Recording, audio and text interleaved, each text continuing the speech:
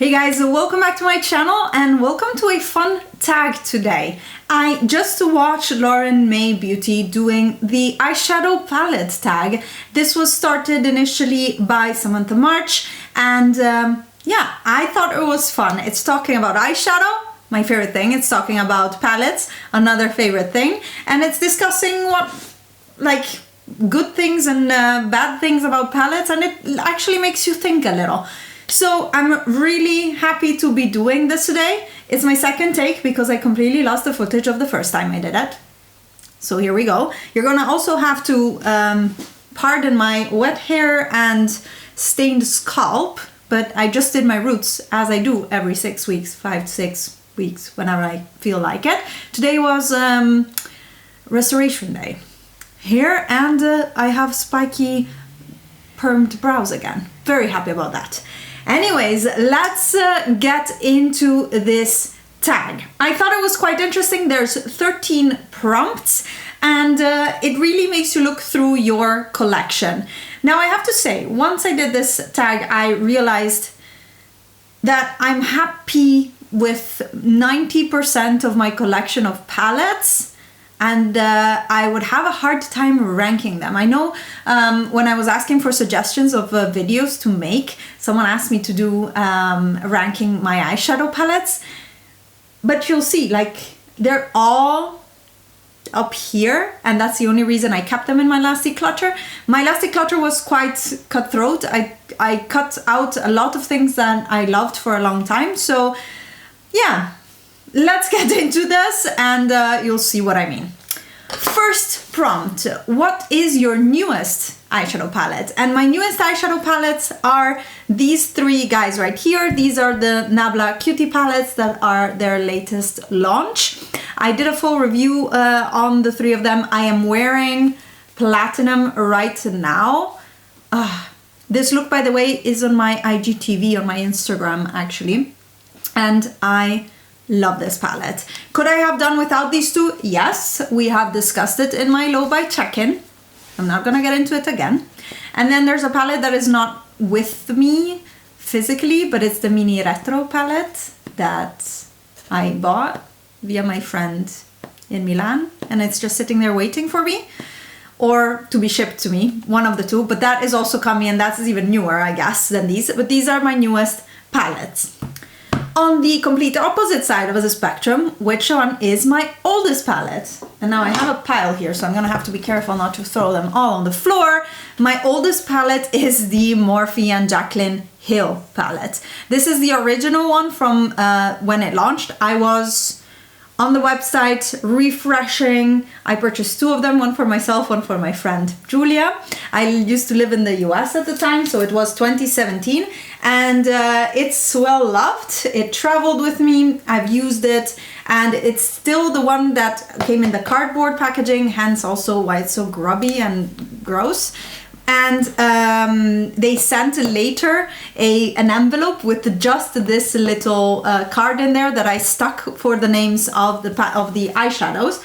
And to be honest, I never looked at it again because it was not necessary. So I don't mind too much, but for those on YouTube or Instagram who did a lot of tutorials with this, I guess the shade names were important. They were, I think at the time, only on the outer box.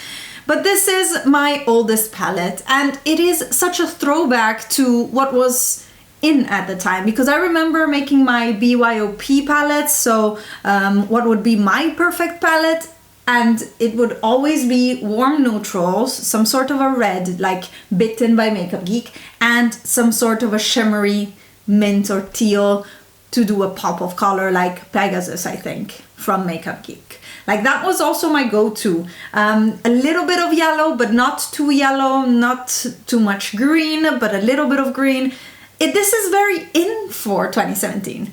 The only thing that makes me laugh is that if I still see palettes with warm neutrals and a pop of blue or a pop of green, I laugh because it's like, it's been done already. It's so 2017. Anyways, this is my oldest palette. Fond memories, still very attached to it.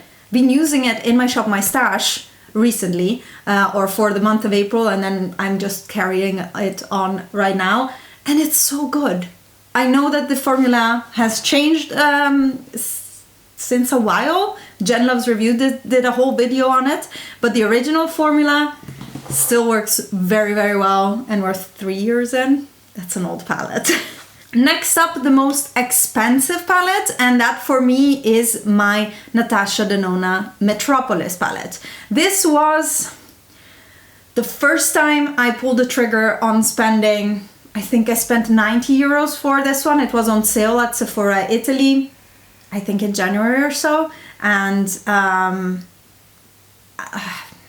I'm still happy about it. Okay, yes, I'm gonna say it. I know I've had discussions with Laura on Instagram and other people. Is it worth it? Is it worth it? I'm so happy I have it, I have to say. The texture of the cream to mattes is so unique and so beautiful. You can see mine here has holes. It's also magnetized, so I can actually use it as singles. I did a duping the vibes of the gold palette, of the Natasha Denona Gold, with these shades that are missing. You can go see that video, I'll link it here if you are interested.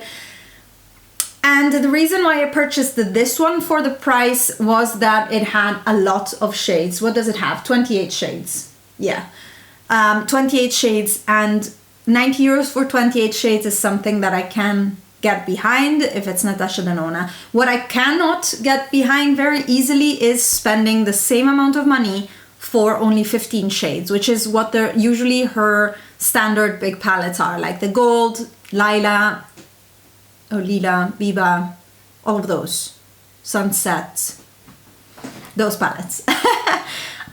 I don't know. I still want the gold palette, don't get me wrong, but every time I think about 90 euros or full price, it's 113 on Sephora and 130 on Look Fantastic and Cult Beauty. So it's expensive for 15 shades that I will never get through, because honestly, I don't pan eyeshadows. If you know me, I don't pan out eyeshadows. For 28 shades, I was okay with it, apparently. Also was a YOLO moment. Also was a treat yourself moment. I needed happiness. This brought me happiness once I gave up on the idea that it creases on me. But that's a different story. If you want to hear it all, you can see the review that I did on that palette. I did like the whole highlights, stories of days and days of stories on my Instagram. It was a big undertaking. We're already 8 minutes in, and I'm only at number 3. Number 4, the most affordable palette, let me find it on my desk, is this guy right here. This is the Colourpop Dream St palette, and this retails for $16 US. I bought it in the US, or when I was in the US, so actually quite the same time as the Jaclyn Hill, but I think this came out later. So still 2017, a great palette, $16, 12 eyeshadows. Can you see a difference between this and Natasha Denona? It is, of course, more traditional eyeshadow textures and still gorgeous. Like, I know that we're moving away from traditional eyeshadows. The regular shimmers are not enough anymore. I know that I myself, in the review of the Nabla ones, I was like, oh, this is just a normal shimmer. I'm like, not impressed. Because right now, what you need to impress me is like glittery goodness, super sparkle, I don't know, shifty things with glitter pressed. That is what you need to do to impress me, but these are really, really good as well. So this is the most affordable palette I have. I don't buy drugstore eyeshadow palettes. I haven't in a long time. I can't remember the last drugstore eyeshadow palette I've had. It's just not worth the risk to me. First of all, you cannot really swatch them, and indies do such a great job with single eyeshadows, and I have so many that I'm really selective with what I'm buying, and I tend to gravitate towards the mid-range. I love Colourpop, and I would buy more Colourpop eyeshadows, but it's very hard to get here without paying for extra customs, which I'm Italian, so inside paying extra taxes is just no. It's like I pay my dues, but I don't want, you will understand me. I don't want to pay customs. It's just, no, it's just wrong. Just the thought that from 2021 we're gonna have to pay customs even under the 22 euro threshold that was up to now makes me very sad. So even if you pay, like, if you get a 5 euro eyeshadow from abroad, you're gonna have to pay customs on it. And that means 13 euros administrative fee plus the VAT. The VAT is fine, it's the 13 euros administrative fee. See, that's the thing. I would pay the taxes. I would not pay the administrative fee. Anyways, I got sidetracked again. This video is something. I'm sorry. This is my most affordable palette. Then, number 5 is Everyday Palette. And I thought about it. There's 2 contenders for this, but I'm gonna tell you which one I went with first. And I went with the Gemini palette because if I think of my everyday before quarantine, when I would go to work, this could be an everyday look for me. Smoky, brown, dark lip, totally. I wear a lot of brown, I wear a lot of green, I wear a lot of yellow, burgundies, teals, all the bottom shades because that's my color analysis season.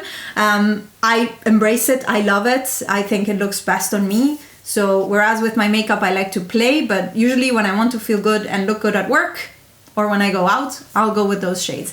And that means that is why I chose the Gemini palette, because it contains the browns that I need to make a warm toned everyday look. Easy. I love just making a gradient of these 2 browns with a little bit of the lighter one to blend. Really beautiful, also just for all matte eyeshadow look.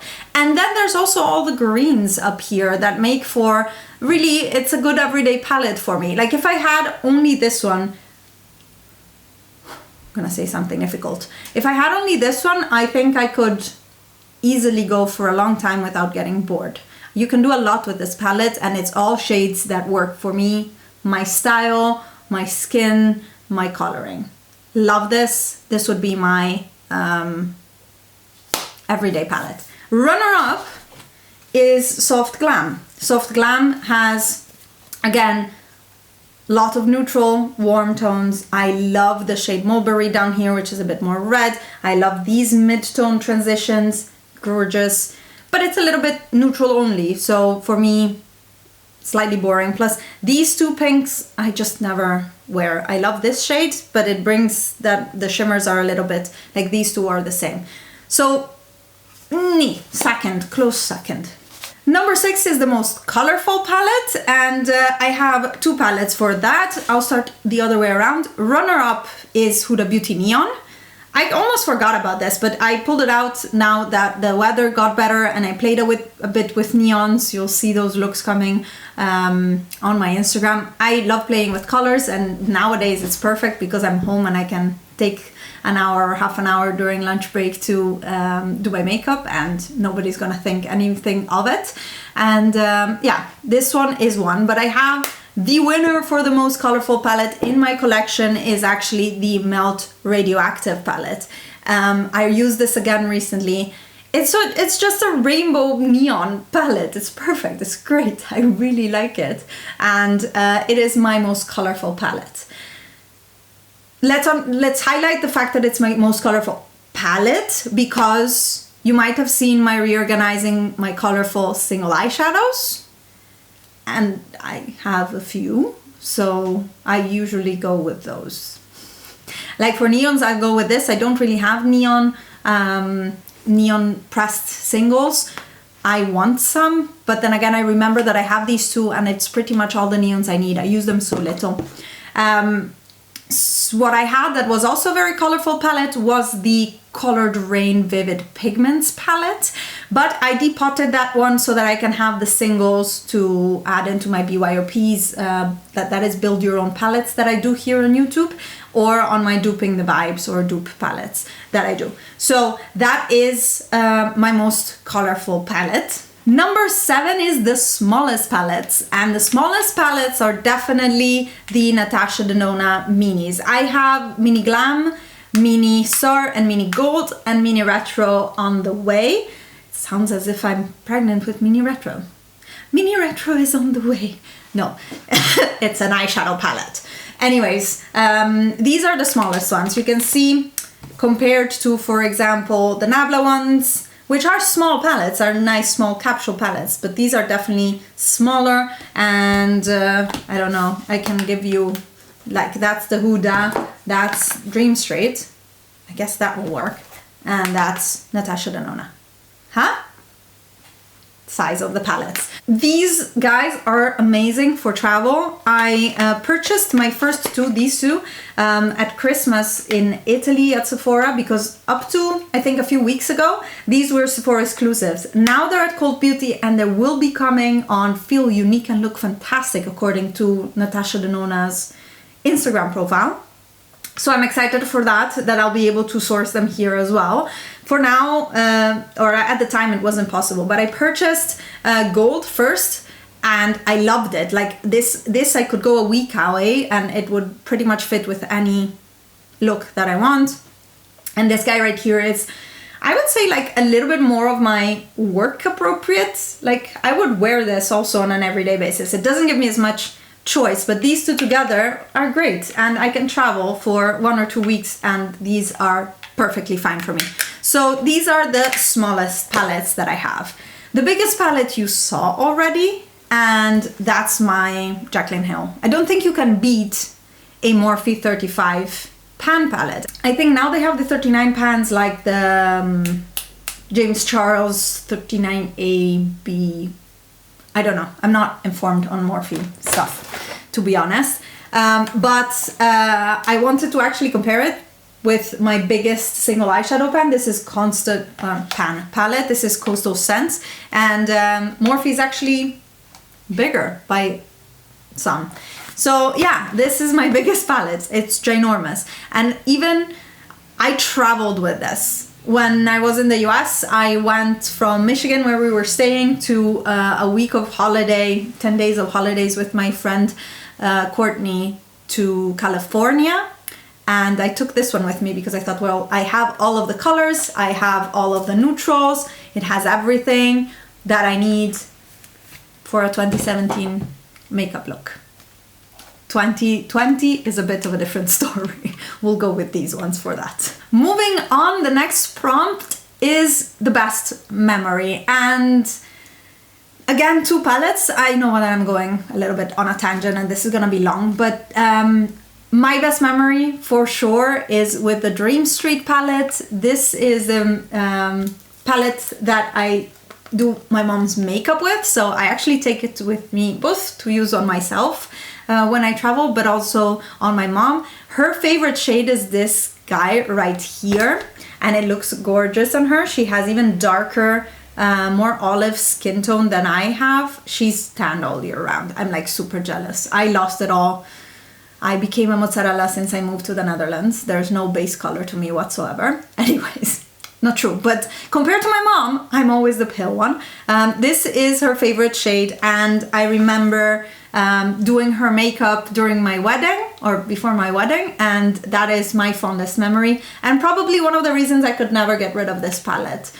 It's just, I don't know, it's really nice. I remember doing her makeup for the first time to go for Christmas dinner with family, and then after that I also did it for a few other occasions and my wedding. So that is my fondest memory. The other palette that has a lot of good memories with it is the Dose of Colors Francation palette, and that is because I've traveled with this one a lot, and I love how this one has the perfect range of mattes with some really beautiful pops of color that are glittery goodness. Like, they're really, really good shadows with an innovative texture. And this was before we had Cliona Cosmetics multi-chromes. It was before we had Super Sparkles by Nabla. This was an innovative formula at the time. I traveled with it, and I took it on like overnight trips at my in-laws at the time when we didn't have a car or we were staying with them. So very fond memories with those palettes. The next prompt is a palette that is worth the hype, and that for me is again Gemini. I waited for a year or more for this to buy this. So it launched in the US. I was in Europe and I couldn't get my hands on it and I was dying inside. I didn't want to pay $58 for a palette that then I had to pay import fees on. Again, Italian blood, I'm sorry. It's an expensive palette if you think about it like that. And then people were having problems with the formula, but the colors are so beautiful. Then it launched on Beauty Bay. I resisted. It went sold out. When it came back in stock, I purchased. And I haven't regretted it since. It's even more beautiful in person than in any photo that I've seen, than in any video that I've seen. So my video will probably not make it any better than it really is. Like it's so stunning. It's so unique in color story, and the tones of these greens I really cannot dupe. And I found myself, as I mentioned, using these on an everyday basis. Really, really good palette. Definitely worth the hype. The next question is what is not worth the hype? And that is a little bit connected to what I said at the beginning of the video, that I am very happy with how curated my palette collection is, because I don't really have anything too much not worth the hype. The only palette that is for me in my collection is the Safari Rain palette. And a lot of people love this, but I don't like these two mattes. But like, it's not like, oh, they could be better. No, they just don't work for me. I cannot blend them. I cannot get a smooth look with them. I just don't like them. So I'm still tempted to depot the shimmers and keep only the shimmers. So for me, this one is not worth the hype. And then two palettes that are also not worth the hypes for me are the Viseart Dark Mattes. Maybe the Viseart in general formula. I remember buying it with the Sephora VAB sale when I lived in the US. I remember receiving it, being super excited. I've wanted them for so long, and it's expensive palettes. I think they're $80, so at least they were 20% off. I was happy about that. And then I tried them and I was so disappointed. I like eyeshadows that pack a punch, and I don't need them to be buildable. It's a preference. I know a lot of makeup artists prefer them to be buildable, to have a wide range of use, but I just want bam in your face color, and my mattes need to be blendable but pigmented. So those are buildable, definitely very buildable, and they blend themselves, but it takes time and effort to build up the color. And from a dark, colorful, jewel toned palette, I expected more. Maybe it's just not a good fit with me, but to me, that was not worth the price at all. And the hype.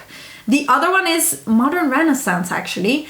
And the reason is that the reds in there, it's more like berry tones. They pull to pink, and that doesn't look good on me. So I ended up passing it along. My mom has it now, and she's loving it. And I'm happy that it has a second chance.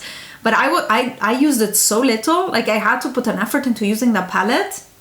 Definitely not for me. The quality was great, and maybe it's worth the hype from that point of view, but for the color, that was money wasted for me.